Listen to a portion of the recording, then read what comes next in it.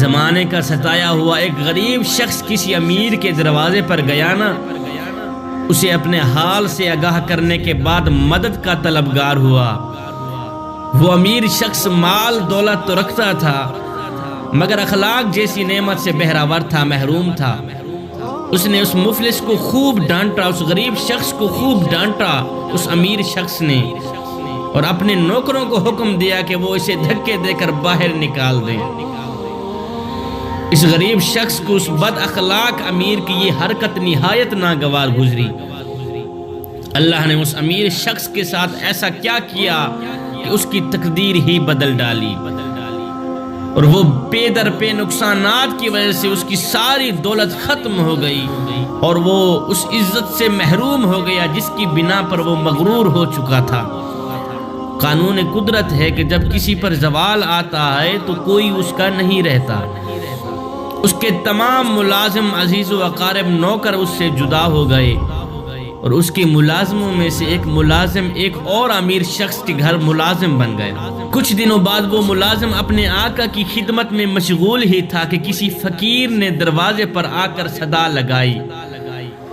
اس امیر شخص نے جو کہ خدا ترس تھا، اس نے اپنے اس خادم کو بھیجا کہ وہ سائل کو جا کر کھانا کھلائے اور اس کی حاجت پوری کرے۔ خادم کھانا لے کر گیا، اور جب واپس آیا تو شدت غم سے بے حال تھا، اس کی آنکھوں سے آنسو جاری تھے جیسے اسے کوئی بڑا صدمہ پہنچا ہو۔